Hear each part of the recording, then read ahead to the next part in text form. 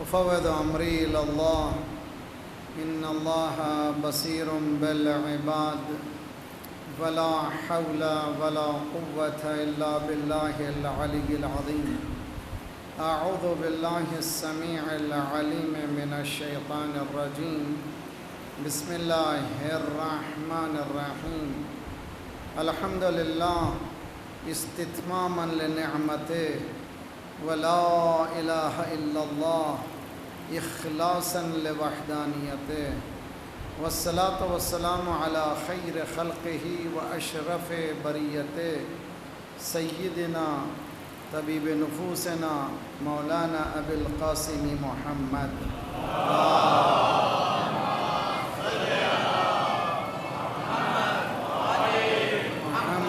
وعجل فرجهم وأهل بيته الطيبين الطاهرين المعصومين لا سيما بقية الله في الأراضين صاحب العصر والزمان خليفة الرحمن إمام الإنس والجان الذي بيمنه رزق الورى وبه طبتت الأرض والسماء.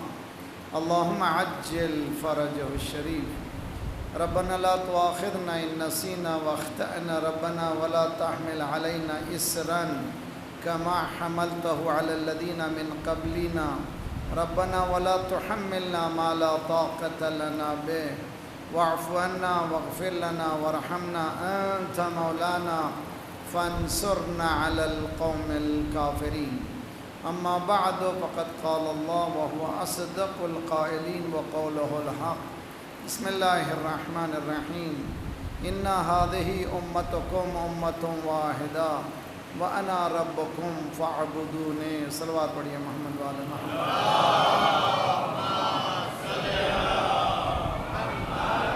آل محمد وعجل فرجهم. سب سے پہلے ہم بارگاہ رب العزت میں سجدہ ریز ہیں جس نے ہمیں یہ توفیق دی کہ آپ سروران گرامی کی خدمات میں آئیں اور دین کے جو خیالات ہیں ان کو پیش کریں. اور میں شریک ہونے والے تمام برادران خواہران بچوں کا فرداً شکریہ ادا کرتا ہوں اور المرتضی محفل مرتضیٰ کے آرگنائزرز نے جو مجھے اس قابل سمجھا ان کا شکریہ ادا کرتا ہوں. میرے میزبان جناب محمد راجپال صاحب بالکل ان کے گھر میں آنے کے بعد ہم اپنے گھر کو بھول جاتے ہیں. خدا انشاءاللہ آپ تمام کو برکتوں سے نوازیں، ہمیں توفیق دے کہ زیادہ سے زیادہ دین مبین اسلام کی خدمت میں لگے رہیں. صلوات پڑھیں محمد وآل محمد.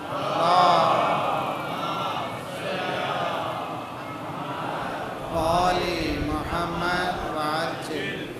اختتامی گفتگو ہیں. گفتگو ہماری شروع ہوئی تھی قرآن مجید سورس آف انسپریشن نالج ہے اور اسلام کا منبع ہے. یعنی ہر مسلمان آج جتنے بھی مسلمان ہیں، جتنے بھی ان کے اقسام ہو چکے ہیں، جتنے بھی بڑھ چکے ہیں، اللہ کا شکر ہے کہ سبھی قرآن کو مانتے ہیں، قرآن کو فرسٹ اینڈ فارموسٹ مانتے ہیں. یعنی اول پہلا انسپریشنل فیکٹر شریعت کا، دین کا، علم کا قرآن مانتے ہیں. اللہ کا شکر ہے اس میں ہم سب متحد ہیں. اور یہ بھی مانتے ہیں کہ قرآن میں کسی طرح کا کرپشن یعنی تحریف فی القرآن نہیں ہوا. جو مانتے ہیں ہم اس کو مسلمان بھی ہم مانتے نہیں ہیں. حتیٰ برادران اہل سنت کے ہاں بھی کوئی نہیں ہے، ہمارے ہاں بھی کوئی نہیں ہے. اگر کوئی روایتیں اس طرح سے ہیں تو ان روایتوں کی کوئی اہمیت نہیں ہے. اس لیے قرآن نے صاف کہا نحن نزلنا الذکر وإنا لہ لحافظون. ہم نے قرآن کو نازل کیا ہے اور ہم اس کی حفاظت کرنے والے ہیں. اس کے سامنے سے پیچھے سے کبھی باطل آ ہی نہیں سکتا. یہ اللہ کی کتاب ہے، اس میں کوئی شک ہی نہیں ہے. لا ریب فی. تو ہمیں قرآن کو ایز اے ثواب کے لیے نہیں پڑھنا ہے بلکہ علم کا سورس سمجھ کے پڑھنا ہے. نالج کا سائنس کا سورس، اس سے بہتر کوئی سورس نہیں ہے. اس لیے کہ یہ حرف آخر ہے. ہر چیز کے لیے یہی کہا جاتا ہے کہ یہ تھیوریز ہیں. قرآن مجید تھیوری نہیں ہے، حقیقت ہے. حقیقت یہ بیان کر رہی ہے کہ یہ پوری امت انسان ایک امت ہے. اس امت کو چاہیے کہ ایک بنے. اس کے لیے کئی چیزوں کو اپنانا پڑے گا. ہم نے بہت سی باتیں کی ہیں، اگر میں ریکیپ کروں گا تو ہم آج کی بات ادا نہیں کر سکتے. قرآن مجید کا براڈر ویو کو ہم لوگوں نے بھلا دیا ہے. اسلام نے کسی کو حق نہیں دیا ہے کہ اپنے پوائنٹ آف ویو کو کسی کے گردن پہ لاد دیں ماننے کے لیے، تم مانو سو مانو، جیسے خوارج تھے، جیسے آج کل داعش ہے۔ کل ہی کا دن ہے، 2 بچے، جوان بچے جن کے پاس میں عالم ایک چھوٹا سا پھریرا تھا امام حسین کا موصل میں، ان دونوں بچوں کو زندہ گردن رکھ کر کے کاٹ دیا گیا۔ صرف ان کی خطا کیا تھی، ہاتھ میں عالم امام حسین تھا۔ یہ ان لوگوں کا ٹینڈنسیز ہیں، یہ مائنڈ سیٹ ہیں۔ اس طرح کی دعوت قرآن نے نہیں دی ہے۔ قرآن صاف کہتا ہے من قتل نفسا بغیر نفس فکأنما قتل الناس جميعا، ایک انسان کو مارنے والا بغیر کوئی وجہ کے، اس لیے کہ ہمارے پاس قصاص کے جو مسائل ہیں اس سے ہٹ کر اگر کسی نے مارا گویا اس نے پورے سارے انسانوں کو مار دیا، اگر کسی نے ایک کو زندہ کیا گویا پورے انسانوں کو زندہ کیا۔ 1 = 7 بلین، 7 بلین = 1، یعنی آج انسان 7 ارب سے زیادہ انسان ہیں، ایک انسان کو بچانا 7 ارب انسانوں کو بچانا ہے، اور ایک انسان کا بے گناہ کا قتل کرنا گویا 7 ارب انسانوں کا قتل کرنا ہے۔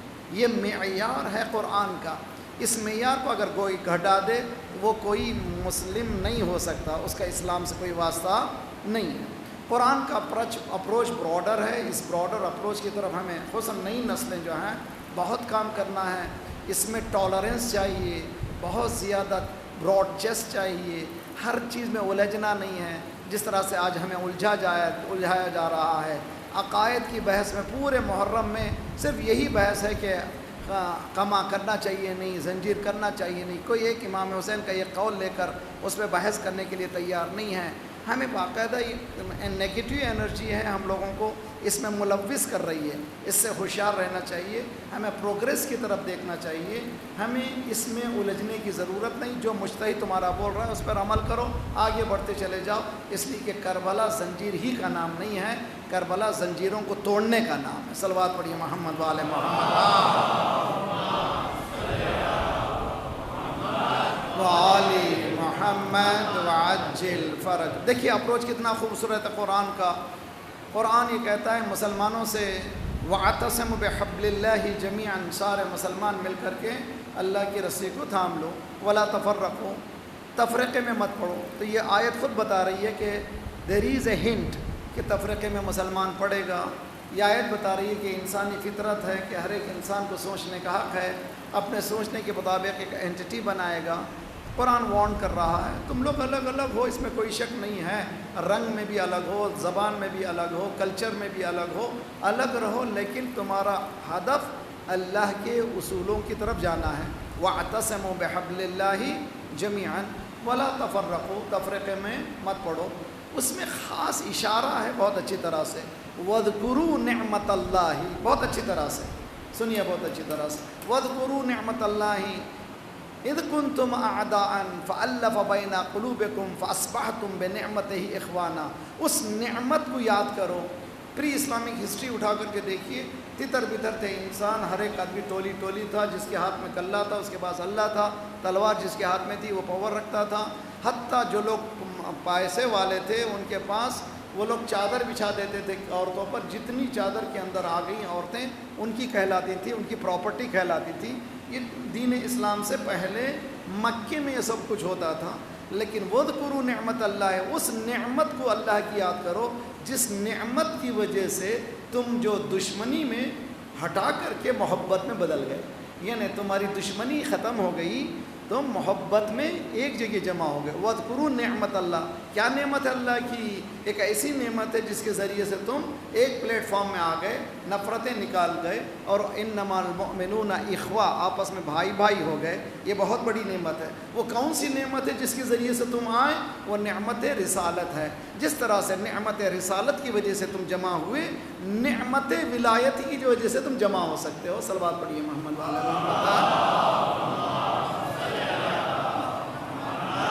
وعلی محمد وعجل فرجهم۔ ان نعمت ولایت، لیڈرشپ بہت اہم چیز ہے، اور لیڈرشپ جتنی براڈ رہے گی اتنا ہی آسان کام ہوتے چلے جائیں گے۔ قرآن نے مسلمانوں سے کہا تمام مسلمان ایک ہو جائیں۔ اس کے لیے میکانزم کیا ہونا چاہیے؟ عام لوگوں سے میں نے مجلس میں بتایا تھا، اذان ہوئی مت دیکھیے کس کی مسجد ہے، چلے جائیے، گھس جائیے، نماز پڑھیے، سنی شیعہ کی مسجد میں، شیعہ سنی کی مسجد میں، اس لیے کہ اللہ نہ سنی ہے نہ شیعہ، اللہ کی عبادت کی جاتی ہے، جائیے عبادت کیجیے۔ جتنا باطل چاہ رہا ہے کہ آپ کو توڑیں، آپ کو بانٹیں، اتنی ہی قوت سے آپ ملیے عام لوگ۔ اب ذرا سا میرے لائن کے لوگ ہیں، ہم لوگوں کو چاہیے جس طرح سے اسکولز ہیں، مدرسے ہیں، شیعہ مدرسے میں سنی عالم آ کے پڑھا ہے، سنی مدرسے میں شیعہ عالم آ کے پڑھا ہے، ان کی تھیولوجی بتائے، ان کے آفاق بجائے، ان کی فقہ بتائے، کیا برا ہے؟ آپس میں نالج سیکھنے میں کیا برا ہے؟ جس طرح سے امام صادق علیہ الصلوۃ والسلام کے اللہم صلی علی محمد و آل محمد وعجل، درسگاہ میں ہر مکتب فکر بیٹھتا تھا، تو ہماری مجلسوں میں بھی اتنا وسعت ہونا چاہیے، اتنی نالج ہونا چاہیے، ہر ایک مکتب فکر، ہر ایک اسکول آف تھاٹ ہماری مجلسوں میں آ کر کے جمع ہو۔ اسی طرح سے ہم لوگ بھی دوسروں کے پاس جا کر کے ان کی اچھی باتیں سنیں، کوئی اشکال نہیں ہے۔ حدیث کہتی ہے تمہارے پاس سے تم نے وزڈم کھو لیا ہے، الحکمت ضالۃ المؤمن فاطلبوها اینما وجدها، وزڈم کو تمہیں ہاتھوں سے تم نے کھو لیا ہے، حکمت کو تم نے ہاتھوں سے کھو لیا ہے، جہاں سے ملے لے لو، من المؤمن والکافر، یا کافر سے ہی، حتیٰ منافق بھی کہا، حتیٰ منافق سے بھی ملے، اس لیے کہ تمہاری چیز ہے۔ اگر حکمت مل رہی ہے تو دیکھو نہیں کہ دینے والا کون ہے۔ یونیورسل لا مولا امیر المومنین علی ابن ابی طالب علیہ الصلوۃ والسلام، اللہم صلی علی محمد وآل محمد وعجل۔ اور یونیورسل لا مولا نے کیا فرمایا؟ لا تنظر من قال ولکن انظر الی ما قال، یہ مت دیکھ کون بول رہا ہے، یہ دیکھ کیا بول رہا ہے۔ تو مطلب یہ کہ معیار جو ہے میٹیریل ہے، یہ نہ دیکھو کہ امامہ ہے، ٹوپی ہے، یہ کون ہے، کس مذہب کا ہے، اچھی چیز ہے تو لے لو، خود ما صفا دع ما قدر، جو اچھی چیز ہے وہ لے لو، جو بری چیز ہے اس کو چھوڑ دو۔ تو یہ آزادی دی ہے قرآن نے، اسلام نے، دین نے۔ اگر اس لیول پہ کام ہوگا تو یہ جو نفرتیں بٹ رہی ہیں پھر محبت میں بدلیں گی۔ جب تک یہ کام نہیں ہوگا بٹنا بہت مشکل ہے، خصوصاً حوزات علمیہ، خصوصاً مدارس، جو ہمارے برادران اہل سنت کے مدرسے ہیں، جو ہمارے شیعوں کے مدرسے ہیں، ان میں ایکسچینج آف ٹیچرز ہونا چاہیے، تاکہ ایک دوسرے کے فقہ کو ایک دوسرے سمجھائیں۔ ہمارے پاس تمہارے پاس نماز کا یہ فقہ ہے، روزے کا اس طرح سے ہے، وضو اس طرح سے کیا جاتا ہے، کیوں اس طرح سے کیا جاتا ہے، آپ اپنے دلائل پیش کیے، ہمارے پاس کے دلائل ہم پیش کریں، اس میں برا کیا ہے؟ اس میں لڑنے جھگڑنے کی کوئی بات ہی نہیں ہے۔ تو کیا ہوگا؟ اس میں بریک کریں گے ہم، یہ جو ٹینشن ہے اس کو ہم ریلیز کریں گے، اس کو کم کریں گے، اس کے اثرات پازیٹیو بہت ہونے والے ہیں۔ اس کے لیے تمام مومنین، تمام کرتا دھرتا سے خواہش ہے کہ اس سلسلے میں ذرا سے چند قدم، بولڈ قدم اٹھانے کی ضرورت ہے، جس کے ذریعے سے ہم اتحاد بین المسلمین کا مسئلہ حل کر سکتے ہیں۔ چنانچہ انقلاب کے بعد تقریب ایک صلوات پڑھیے محمد والے محمد، اللہ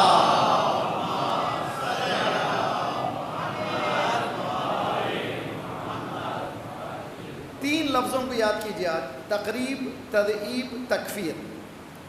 تکفیر کے معنی دوسرے کو کفر کہہ دینا، کافر کہہ دینا، بہت آسان ہے، مائنڈ سیٹ، وہ کافر، وہ کافر، وہ کافر، اس کو کہتے ہیں تکفیری گروپ۔ یہ ارریشنل ہے، کوئی بھی ریشنل انسان اس کو قبول نہیں کرتا۔ تکفیر عقل میں آنے والی بات نہیں ہے۔ تدعیب کے معنی ہیں منگل ہو جانا، مکس ہو جانا، سنی شیعہ ہو جائیں، شیعہ سنی ہو جائیں، سلفی جو ہیں بریلوی دیوبندی ہو جائیں، دیوبندی بریلوی ہو جائیں، عقل میں آنے والی بات نہیں ہے، اس کو کہتے ہیں تضعیب، یعنی منگل ہو جاؤ، مکس ہو جاؤ۔ اس کی بھی دعوت ریشنل نہیں ہے، منطقی نہیں ہے، اس میں عقل میں آنے والی نہیں ہے۔ ایک ہی چیز منطق ہے، وہ تقریب۔ تقریب کے معنی آپس میں قریب ہو، ایک دوسرے سے قریب ہو، یعنی ریکگنائز کرو تم سنی ہو، میں شیعہ ہوں، ہم دونوں مل جائیں، 90% چیزیں ہماری کامن ہیں، ہم لوگ کامن چیز میں کام کریں، اور 90 چیزوں میں 90% میں ہمارا کامن دشمن ہے، ہمارا کامن گول ہے، اس کامن گول پہ کام کرتے ہیں۔ مثلا پاکستان میں نے یہاں پہ مثال سال گزشتہ دی تھی، ایک گلی میں کچرا صاف کرنا، پورے گلی والے مل کے بولیں کہ اس گلی میں ہم کبھی گندگی نہیں رکھیں گے۔ اس میں سنی شیعہ کا مسئلہ تو نہیں ہے نا بھائی، وہاں سنی بھی رہتے ہیں، شیعہ بھی رہتے ہیں، اور گلی صاف کرنے میں اس گلی میں یہ کہیں کہ یہاں پر کوئی بدتمیزی نہیں ہوگی، چھیڑ چھاڑ کسی عورت کے ساتھ، کسی بہن کے ساتھ نہیں ہوگی، اس طرح سے ہر گلی کو بچا محمد والے محمد و آل محمد وعجل فرج. میں تیز اس لیے بول رہا ہوں، مجھے ٹائم کنسائن بہت ٹائم کم ہے. امید ہے کہ آپ لوگ اس سلسلے میں صرف سن کے چلے جائیے نہیں، اسٹیپس لیجئے، کام کیجئے اپنے گھر سے، اپنے محلے سے. انشاءاللہ اللہ برکت دے گا، خدا کسی نہ کسی منزل پہ پہنچائے گا. اب آئیے، یہ مسلمانوں کے لیے قرآن نے یہ طریقہ بتایا، سرکار کی سیرت نے بہترین طریقہ بتایا. اب انسانی معاشرے اور آگے بڑھ کر تعالوا یا اہل الکتاب. اب یہاں پر مسلمان نہیں، پورے اہل کتاب، پیپل آف دا بک. کون ہے پیپل آف دا بک؟ اس میں کرسچن بھی آ گئے، اس میں یہودی بھی آ گئے، اس میں زردشتی بھی آ گئے. معلوم ہے آپ کو زردشتی زوراسٹرین کو علماء نے اہل کتاب مانا ہے، اور یہ طے کر چکے ہیں اسلامک ریپبلک آف ایران میں جو زردشتی ہیں ایز اے اینٹیٹی جانتے ہیں، ایز اے اہل کتاب. قرآن کہہ رہا ہے یا اہل الکتاب، کس کو بتا رہا ہے؟ جو لوگ کتاب کو مانتے ہیں، جو ہیونلی بک کو مانتے ہیں. تعالوا الی کلمۃ سواء بیننا بینکم الا نعبد الا اللہ. چلو کامن گراؤنڈ پہ کام کریں. قرآن بول رہا ہے، قرآن یہ کہہ رہا ہے کہ چلو ایک اہل کتاب، یعنی کرسچن تم بھی آؤ، یہودی تم بھی آؤ، مسلمان تم بھی آؤ، زردشتی تم لوگ بھی آؤ، ہم لوگ ایک کامن گراؤنڈ میں کام کریں. کامن گراؤنڈ سب کا کیا ہے؟ سب لوگ ایک گاڈ کو مانتے ہیں. اس ایک گاڈ کے ماننے پر ہم لوگ سب مل کر، مولانا اس کو پریکٹیکلی کیوں لائیں گے؟ اس کا واحد طریقہ یہ ہے کہ عدالت پہ کام کریں. جسٹس کامن گراؤنڈ ہے، سب کو حق برابر ملنا چاہیے. سارے لوٹ مچار جو ہو رہی ہے نہیں ہونا چاہیے. اس میں سب کا حق برابر ہے، اس میں سب کامن گراؤنڈ ہے، سب مل کر کے. قرآن کی لطافت خوبصورت ہے. قرآن یہ کہہ رہا ہے تعالو. تعالو کے معنی عربی زبان کی مزہ ہے. عربی زبان کا جیسے پہاڑیوں میں، جیسے مکہ جو ہے اوپر نیچے تھا، ابھی بھی تقریباً اوپر نیچے، یعنی پہاڑی پتھریلی زمین ہے اور ہموار زمین نہیں ہے. جو اوپر رہتے تھے ان کو اتارنے کے لیے کہتے تھے انزل، نیچے اتار. جو نیچے رہتے تھے اوپر والے جب بلاتے تھے تعال تعال تعال، تعال کے معنی نیچے سے اوپر آ. تو معلوم قرآن بھی تعالو آ رہا ہے، تم لوگ ابھی نیچے ہو، بلند ہو. کتنا خوبصورت ہے، کتنا سلیقہ اچھا ہے کہ خدا چاہ رہا ہے کہ تم لوگ ابھی زمین پر ہیں، سے بلند ہو. کیسے بلند ہو؟ سب انسان ایک ہو جائیں، ہمارا محور جو ہے عدالت ہو، ظالم کے خلاف سب مل کر کے کام کریں. صلوات پڑھیے محمد والے محمد پر. محمد و آل محمد وعجل فرج. میں نوجوانوں سے گزارش کرتا ہوں، بہت سے لوگ آن لائن بھی ای میل کے ذریعے سے جو ریکگنائز کیے ہیں، سب سے گزارش کرتا ہوں ذرا سا دلوں سے گریجز کو نکالیے، ایز کیجیے، پرسکون رہیے، ٹینشن مت رہیے. ہر ایک کا پازیٹیو انرجی لیجیے، نگیٹو انرجی لینے کی کسی کی ضرورت ہی ہم کو نہیں ہے. یہ 2 مہینے 8 دن کبھی ماتم پہ بحث مت کیجیے. امام حسین کی یہ قول پہ بحث کر رہی ہے. آج ہی ایک قول میں نے دیکھا عجیب و غریب. شب عاشور امام حسین نے کہا اصحاب سے، ہیں میرے ساتھ آپ لوگ؟ سب پڑھیے، صلوات پڑھیے محمد والا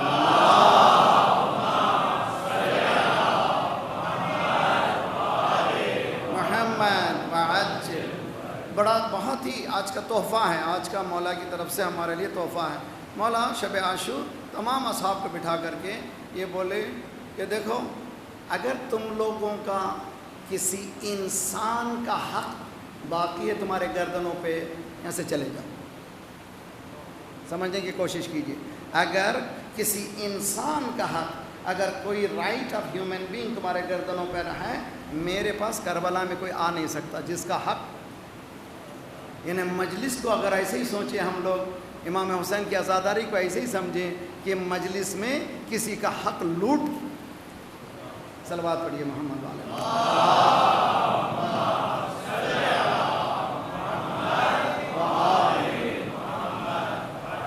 یہ معیار کتنا بلند معیار ہے. یعنی دیکھیے، گناہ کا بخشنے والا خدا ہے.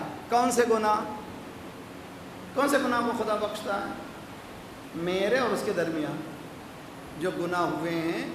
ان اللہ یغفر الذنوب جميعا. اللہ تمہارے پورے گناہوں کو بخش دے گا. مایوس بھی نہیں ہونا، ہوپ لیسنس نہیں ہے، بلکہ ہوپ لیس کے لیے قرآن یہ کہتا ہے کافر ہے جو ہوپ لیس ہے. کتنا ہی گناہ کم کیا ہو. حضرت موسیٰ نے دعا کی پروردگار مجھے بدبخت ترین انسان سے ملا دے، سب سے بدبخت ترین۔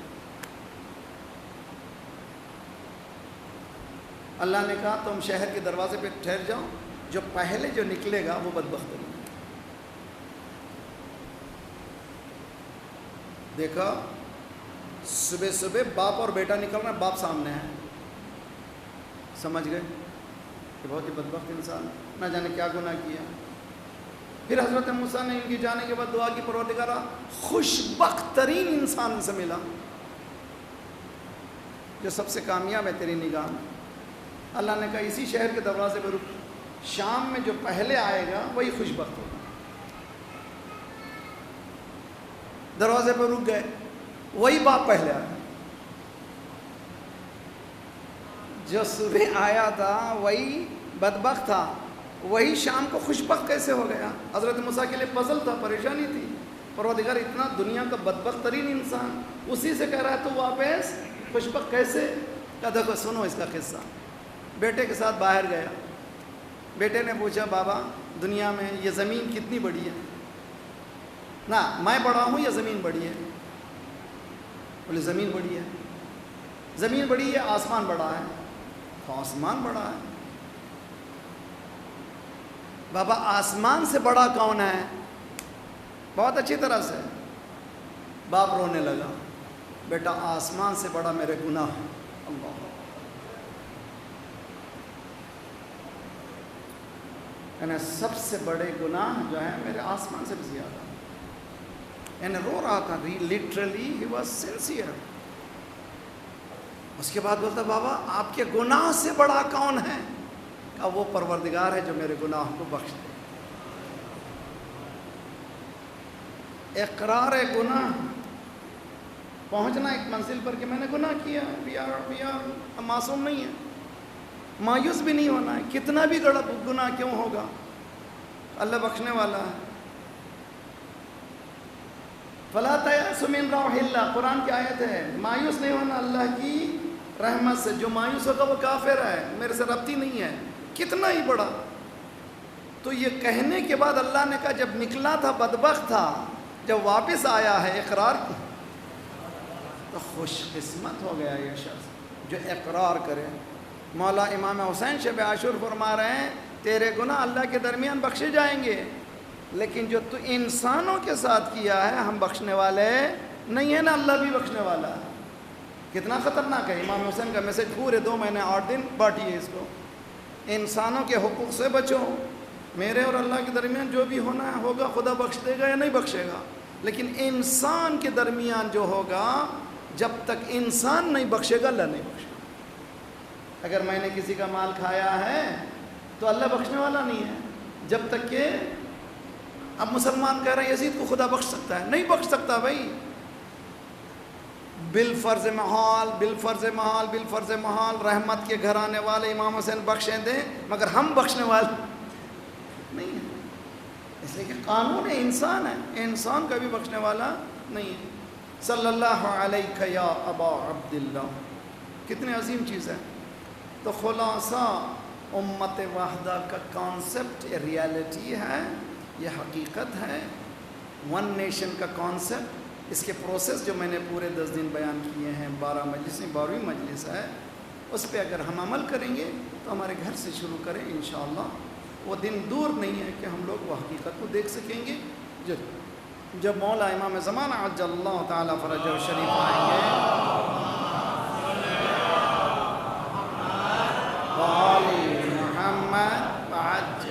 وہ کانسیپٹ آف ون نیشن بالکل محقق ہو جائے گا، بارڈرز بھی نہیں ہوں گے، سب پورا ایک ہی بات ہوگی۔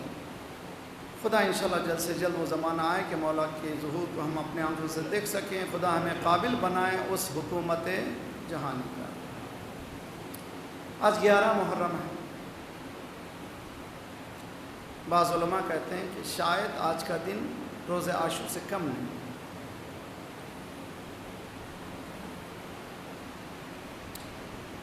ابھی حال ہی میں یہاں پر کراچی میں گولیاں چلی، شہید ہوئے، باپ بیٹا شہید ہوا، روئے وغیرہ۔ اس کے بعد کیا کیا اس کو؟ ان دونوں غسل دیا گیا، کفن پہنایا گیا، بڑے احترام سے لے جایا گیا، دفن کر دیا گیا۔ ہوتا یہی ہے نا، موت تو آنی ہے، سب کو جانا ہے، کوئی رہنے والا نہیں ہے۔ مرنے کے بعد وارث اور مورث، مرنے والے کی بھی تمنا ہوتی ہے کہ اس کو کوئی دفن کرے، ان میں دفن کرنے والوں میرے بچے رہیں۔ وارثوں کی بھی تمنا یہ، یقیناً روتے ضرور ہیں لیکن روتے روتے بھی ذہن میں ہے کہ اس کا غسل ہو گیا، بابا کیا دفنایا گیا۔ جب تک کہ غسل و کفن نہیں ہوتا پوچھتے ہیں لوگ، پوچھتے ہیں غسل ہو گیا، کفن ہو گیا، دفنا دیا گیا، پوچھا جاتا ہے، باقاعدہ پوچھا جاتا ہے۔ تو ذرا روئیں گے، سینے پہ ہاتھ رکھیے۔ سید سجاد بھی تو کسی کا وارث ہے۔ سید سجاد بھی تو یہی چاہتے ہیں کہ اس کا باپ اس کو غسل دیا جائے، اس کو کفن پہنا دیا جائے، اس کو دفنا دیا جائے، اس کی بھی تو تمنا یہی ہے۔ جناب زینب کہتی ہیں جناب زینب کہتی ہیں کہ جب میری سواری بھائی کے پامال لاش کے قریب آئی، میں نے دیکھا سید سجاد ہاتھوں کو باندھے ہوئے،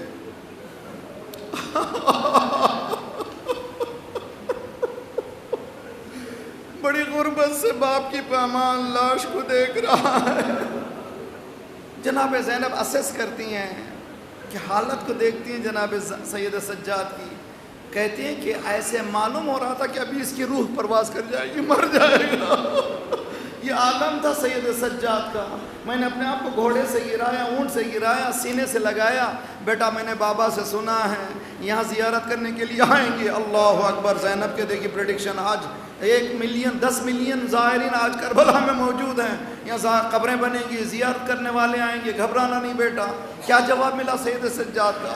پھوپھی اماں، جس کا بیٹا زندہ جس کا بیٹا زندہ باپ کو اس عالم میں چھوڑ کر جا رہا۔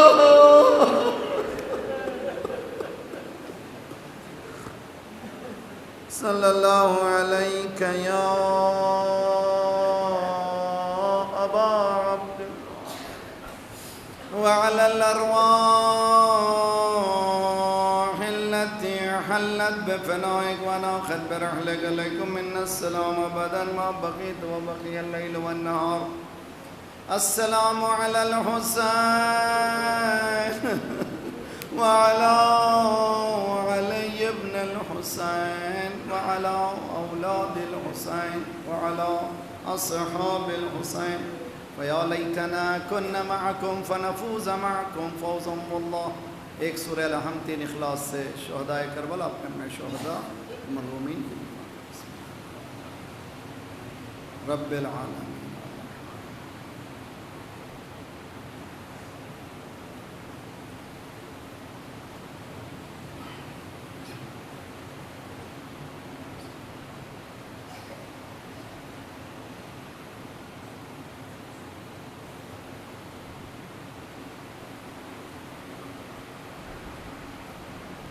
پروردگارا ان قلیل عبادتوں کو عظیم ہستیوں کے طفیل میں قبول فرما. پروردگارا ہمارے آنسوؤں کی قسم ہمارے گناہوں کو بخش دے. آئندہ گناہوں سے تو اپنے ید قدرت سے بچا لے. پرچم اسلام کو بلند، دشمنان اسلام کو، دہشت گردوں کے سرغنوں کو تہس نہس کر دے. مظلومین مومنین کی مدد فرما. مظلومین مومنین جہاں جہاں ان کی جان مال آبر اور عزت کی حفاظت فرما. مظلومین مومنین کو قیام کرنے کی توفیق عنایت فرما. جو سیریا کے مقامات مقدسات، عراق کے مقامات مقدسات کی حفاظت کرنے والے جوانوں کی حفاظت فرما. ان مقامات مقدسات کی طرف بری نگاہ سے اٹھانے والوں کی ان کی نگاہوں کو انہی کی طرف پلٹا دے. پروردگارا جو پریشان حال ہیں ان کے پریشانیوں کو دور فرما. بے روزگاروں کو روزگار عنایت فرما. مقروضوں کے قرضوں کو ادا فرما. جو بیمار ہیں جنہوں نے التماس سے دعا کہا ان سب کو صحت کاملہ عاجلہ عنایت فرما. ہمارے جسمانی امراض کے ساتھ ساتھ روحانی امراض میں غرور و حسد و کبر و نفاق و نخوت و غیبت کو دور فرما. جو گودیاں خالی ہیں انہیں پر کر دے.